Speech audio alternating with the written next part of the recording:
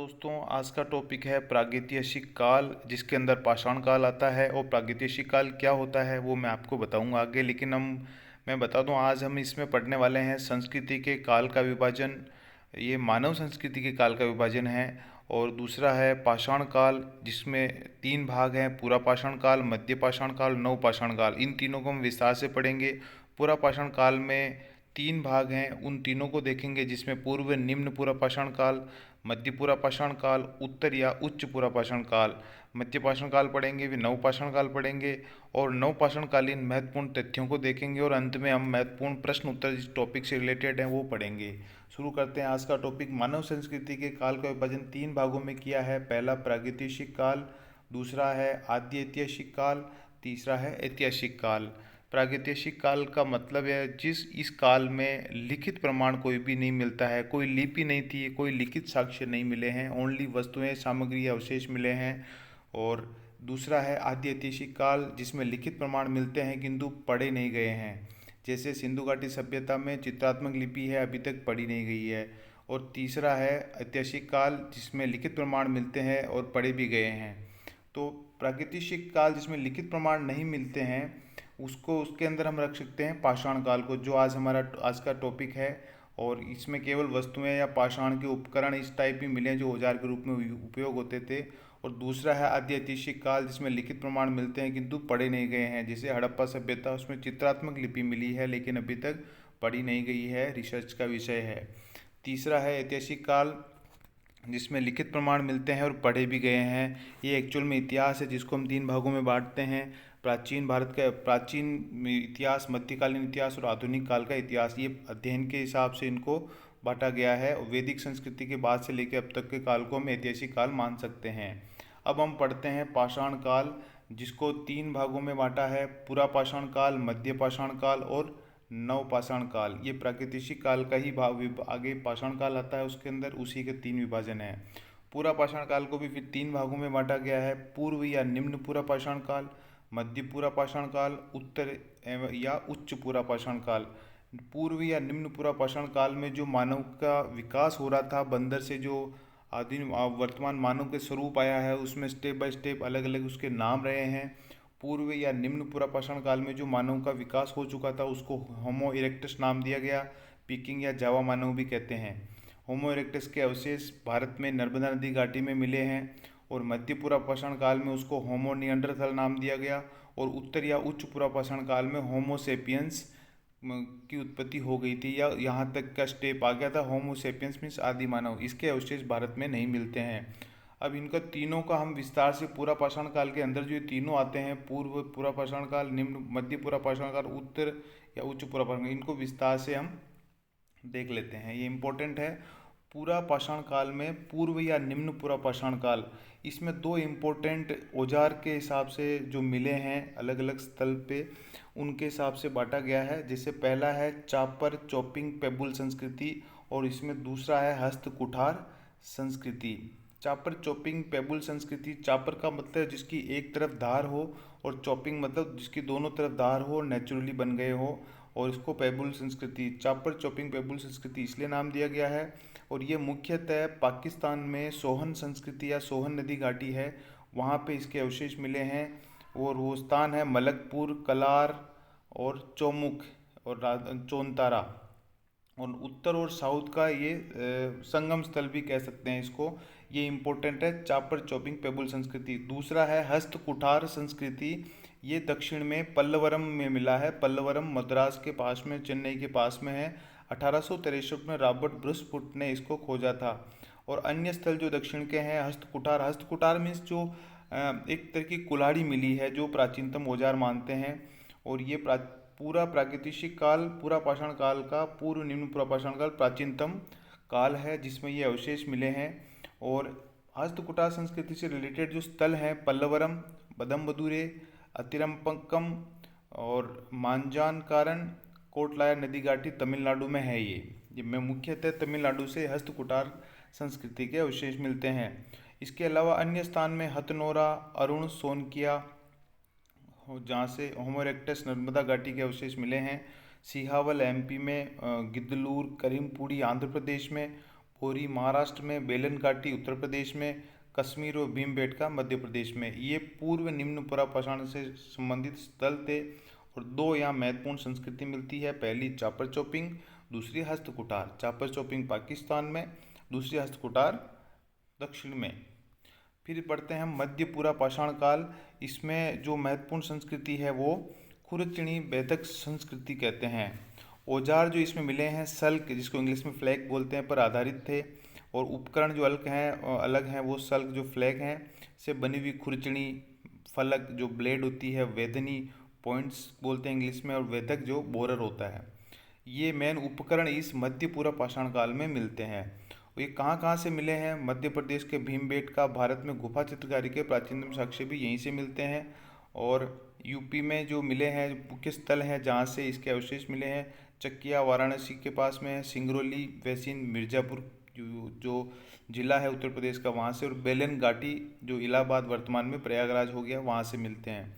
महाराष्ट्र में नेवासा, बिहार में सिंहभूम पलामू, राजस्थान में वागन, बैराज, कादमली घाटिया, और गुजरात में सौराष्ट्र का क्षेत्र, हिमाचल में सिरस्का घाटी। ये यहाँ से मुख्य स्थल है जहाँ से मध्य पुरापाषाण काल के उपकरण मिले हैं। और उपकरण में मुख्य मैंने बताया सल्क, जिसको इंग्लिश में फ्लैग, ब्लेड, पॉइंट्स और बोरर, ये मिले हैं। इसको खुरचनी वैदिक संस्कृति बोलते हैं। और अंत में है इस पुरापाषाण काल का तीसरा भाग, उत्तर या उच्च पुरापाषाण काल, जिसको फलक एवं दक्षिणी संस्कृति भी कहते हैं। इसमें चकमक व होमोसेपियंस का उदय हो चुका था और इसमें जो प्रमुख औजार था वो ब्लेड थी, फलक बोलते हैं जिससे पर आधारित था। और इसके उपकरण मैंने बता दिया फलक ही था। और ये कहाँ कहाँ से मिले हैं इसके उपकरण? लोहदा नाला, बेलन नदी घाटी जो कि यूपी में है वहाँ से मिले हैं। बेलन घाटी से हड्डी की बनी मातृ देवी की प्रतिमा भी मिली है। मध्य प्रदेश में जो स्थल हैं जोगदहा, भीमबेटका, बबूरी, रायपुर, बागोर, ये मध्य प्रदेश के स्थल हैं जहाँ से उत्तर या उच्च पुरापाषाण काल के स्थल मिले हैं। राजस्थान में बूटा पुष्कर, महाराष्ट्र में पटने, भदणे, इनाम गांव, और आंध्र प्रदेश के रेणीगुंटा, वेमुला, कर्नूल गुफाएं, गुजरात के विसदी, कर्नाटक का सोरापुर, दोआब, और झारखंड का सिंहभूम, ये वो मुख्य स्थल है जहाँ से उत्तर या उच्च पुरापाषाण काल के स्थल मिले हैं। ये पूरा पाषाण काल का विस्तार से और बहुत शॉर्ट तरीके से नोट्स मैंने बनाए हैं। इसमें लगभग सब चीज़ें आ गई है। तीनों का विभाजन अलग अलग है। पहली चापर चौपिंग और हस्तकुटार, दूसरे में खुरचनी वैदिक संस्कृति, और तीसरा जो उत्तर या उच्च पुरापाषाण काल है फलक एवं दक्षिणी संस्कृति। इनके उपकरण के आधार पर इनका विभाजन किया गया है। अब पढ़ते हैं मध्य पाषाण काल। वो पूरा पाषाण काल था जिसके 3 भाग थे। ये मध्य पाषाण काल है, इसका कोई विभाजन नहीं है और इसका शॉर्ट नोट्स आपके सामने है। इस मध्य पाषाण काल की जो उपकरण है उनका या उससे संबंधित काल की खोज CL कार्लाइन ने 1867 में 1867 में की थी, जो विंध्याचल पर्वत के एरिया में है। और इसमें सबसे ज़्यादा माइक्रोलिथिक सूक्ष्म पाषाण उपकरण मिलते हैं। सर्वप्रथम पशुपालन के साक्ष्य भी इसी काल में मिले हैं और वो मुख्य 2 स्थल हैं, बागोर और आदमगढ़। बागोर राजस्थान में है, आदमगढ़ MP में है, जहाँ से पशुपालन के सर्वप्रथम साक्ष्य मिलते हैं। और भारत में जो अग्नि का प्रयोग इसी काल के अंतिम चरण में हुआ था, ये बहुत इंपॉर्टेंट है। और मानव अंत्येष्टि के प्रमाण भी भीमबेटका से मिलते हैं, वो भी इसी काल के हैं। और भारत में मानव का पहला अस्थि पंजर प्राप्त हुआ है, वो सराय नाहर राय और महदहा, जो कि दोनों यूपी में हैं, वहाँ से पहले अस्थि पंजर इस काल के मिले हैं। भारत में आदि मानव के जीवाश्म नहीं मिले हैं। मैंने पहले बताया था होमोसेपियंस के, जिसको आदि मानव बोलते हैं, उसके भारत में कहीं अवशेष नहीं मिलते हैं। होमो इरेक्टस के मिलते हैं, जो पूरा पाषाण काल निम्न पूरा पाषाण काल है उस काल के हैं, जो कि नर्मदा घाटी से मिलते हैं। बट ये मध्य पाषाण काल है जिसका पढ़ रहे हैं। और पालतू जानवरों में कुत्ता इस टाइम पे सबसे प्रमुख था। गेंडे की हड्डी के प्रयोग के साक्ष्य भी मिलते हैं, जो कि लगनाज गुजरात से मिले हैं। माइक्रोलिथिक उपकरणों के सर्वोत्तम नमूने लगनाज मिले हैं। लगनाज अभी जहाँ से गेंडे की हड्डी के प्रयोग के साक्ष्य मिले, वहीं से यहाँ पे भी मिले हैं।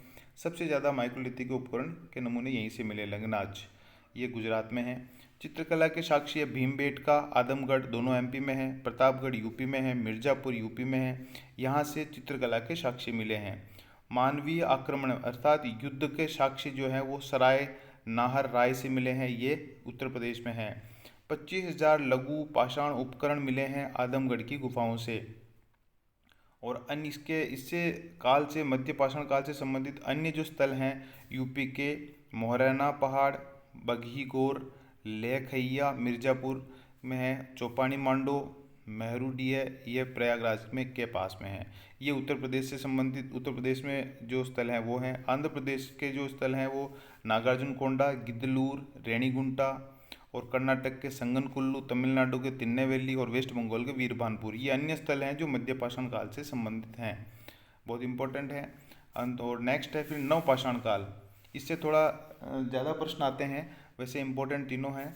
और इसकी खोज की थी 1860 में लेन में सूरियर ने टॉन्स नदी घाटी से। टॉन्स नदी घाटी उत्तर प्रदेश में है, वहाँ से लेन में सूर्य ने 1860 में इसकी पता लगाया था।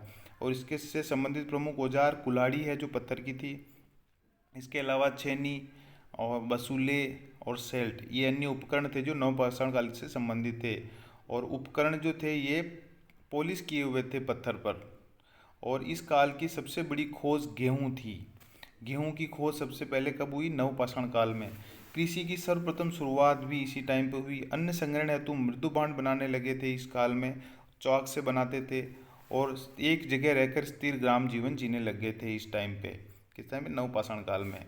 और इससे संबंधित महत्वपूर्ण स्थल जो बहुत ज़्यादा इनसे संबंधित प्रश्न आते हैं वो है मेहरगढ़। जैसे पहला, ये बेलन नदी घाटी में है, और बेलन नदी घाटी पाकिस्तान के बलूचिस्तान प्रांत में है।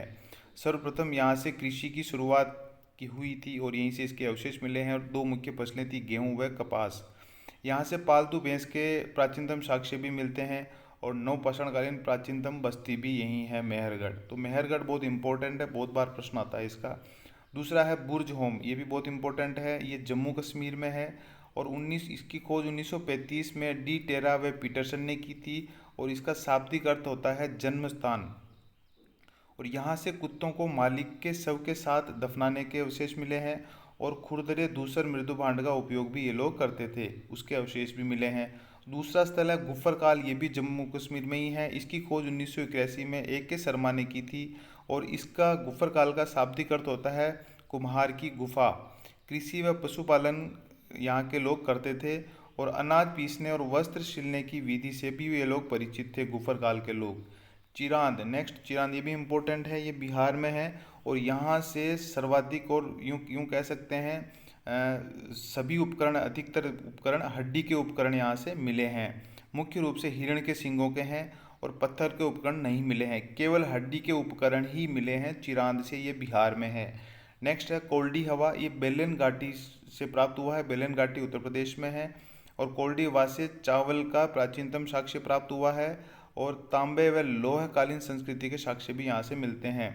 नेक्स्ट है पिक्कली हल, ये कर्नाटक में है। यहाँ एस माउंट्स मिले हैं जिसको भस्म टीले कह सकते हैं।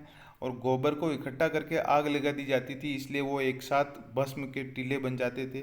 और वो यहाँ से कर्नाटक पिक्कली हल से मिले हैं सबसे ज़्यादा। और कर्नाटक से एक और है बेल्लारी। और वहाँ पे उसके अलावा जो हैं स्थल मास्की, ब्रह्मगिरी, संगनकुल्लू, हल्लूर, कोडेक्कल, टी नरसिंहपुर, टेक्कलकोटा, ये कर्नाटक के अन्य स्थल है जहाँ से नवपाषाणकालीन उपकरण मिले हैं। आंध्र प्रदेश में के जो प्रमुख स्थल है वो नागार्जुन कोंडा, उतनूर, पलवोई, संगनपल्ली, यहाँ से अधिकतर एस्मोन्ट्स ज़्यादा मिले हैं साउथ में, कर्नाटक और आंध्र प्रदेश से। पय्यमपल्ली तमिलनाडु में। उत्तर प्रदेश के जो स्थल है नवपाषाणकालीन वो है कोल्डीहवा, बेलन घाटी प्रयागराज के पास, चौपानी मांडो, महगड़ा, और महगरा भी बोलते हैं, महागरा। इन स्थानों से अन्न संग्रहण चरण से उत्पन्न अन्न उत्पादन चरण के संक्रमण के संकेत मिलते हैं। ये नवपाषाणकालीन के बारे में विस्तृत जानकारी थी, और बहुत शॉर्ट तरीके से लगभग सब इसमें डाल दिया गया, बहुत इंपॉर्टेंट है। आप स्क्रीनशॉट लेके भी इनको सेव कर सकते हैं। इससे संबंधित और महत्वपूर्ण कुछ तथ्य हैं जो मैं आपको बता देता हूँ। कश्मीर में नवपाषाणकालीन स्थलों की विशेषताएं क्या थी? वहाँ से घरतावास मिले हैं, अनेक प्रकार के मृदुभांड, पत्थर, हड्डियों के औजार, माइक्रोलिथिक हड्डियों के औजार मिले हैं। लेकिन माइक्रोलिथिक की अनुपस्थिति थी, मीन्स माइक्रोलिथिक उपकरण वहाँ से कुछ भी नहीं मिला है। इसके अलावा मिलने वाले मैंने बता दिए, घरतावास, अनेक प्रकार के मृदुभांड, पत्थर और हड्डियों के औजार मिले हैं। लेकिन माइक्रोलिथिक की अनुपस्थिति रही है नवपाषाण काल में। कश्मीर से स्पेशली। और दक्षिण भारत में सर्वप्रथम नवपाषाणकालीन साक्ष्य संगनकुल्लू और नागार्जुन कोंडा से मिले और लोग रागी व कुल्थी गाते थे, खाते थे, एक्चुअल में गाते नहीं है ये, लोग रागी व कुल्थी खाते थे। और नाव का निर्माण भी इसी काल में हुआ। ब्रूसपुट ने औजारों को 78 वर्गों में बांटा है और निग्रिटो प्रजाति के थे नवपाषाणकालीन लोग पूर्णतः पत्थर से बने औजारों पर निर्भर थे, अतः पहाड़ियों के आसपास ही रहते थे। और गारो पहाड़ियों से भी उपकरण मिले हैं। गारो ईस्ट में है, मेघालय असम की तरफ। और अदिचन्नलूर में ऐसी बहुत सी कब्रें मिली है जिनमें शवों की हड्डियां पात्रों में रख कर दफनाई गई है। नवपाषाणकालीन साक्ष्य लगभग पूरे भारत से प्राप्त हुए हैं, इम्पोर्टेंट है। और भारत में इसके अलावा भी कई जगह से मिले हैं, लेकिन पूरे भारत में लगभग मिल चुके हैं अब तक। और पाषाण काल के लोगों की कब्रों को ही महापाषाण कहा जाता है। मेगोलिथ मीन्स पाषाण काल के लोगों की कब्र। महापाषाण का शाब्दिक अर्थ है मेगालिथ। इससे संबंधित टॉपिक से रिलेटेड जो कुछ प्रश्न इंपॉर्टेंट है जो आते हैं सामान्य तौर पर, कई सारे प्रश्न बनते हैं लेकिन कुछ ही मैंने जो बहुत ज़्यादा इंपॉर्टेंट वो डाले हैं। भारत में गुफा चित्रकारी के प्राचीनतम साक्ष्य कहाँ से मिले हैं? भीमबेटका एमपी, ये कई बार एग्जाम में आ चुका है। भारत में होमो इरेक्टस के साक्ष्य कहाँ मिले हैं? हथनोरा नर्मदा घाटी से मिले हैं। चापर चॉपिंग पेबुल संस्कृति का संबंध किससे है? पूर्व निम्न पूरा पाषाण काल से। अनाज पीसने और वस्त्र सिलने की विधि से परिचित थे कहाँ के लोग? गुफर काल, चैंडगे के। मानवीय आक्रमण युद्ध का साक्ष्य कहाँ से मिला है? सराय नाहर, उत्तर प्रदेश से। होमोसेपियंस का उदय किस काल में हुआ? उत्तर या उच्च पूरा पाषाण काल। हस्तकुटार संस्कृति का संबंध है पल्लवरम, तमिलनाडु। माइक्रोलिथिक उपकरण के सर्वोत्तम नमूने कहाँ से मिले हैं? नंगनाच, गुजरात से। भारत में मानव का पहला अस्थिपंजर प्राप्त हुआ है, वो है सराय नाहर व महदहा, उत्तर प्रदेश से। सर्वप्रथम पशुपालन के साक्ष्य कहाँ से मिले हैं? बागोर, राजस्थान व आदमगढ़, मध्य प्रदेश से। खुरचनी बैठक संस्कृति का संबंध है मध्य पूरा पाषाण काल से। और सर्वप्रथम कृषि की शुरुआत और पालतू भैंस का प्राचीनतम साक्ष्य कहाँ से मिला? मेहरगढ़।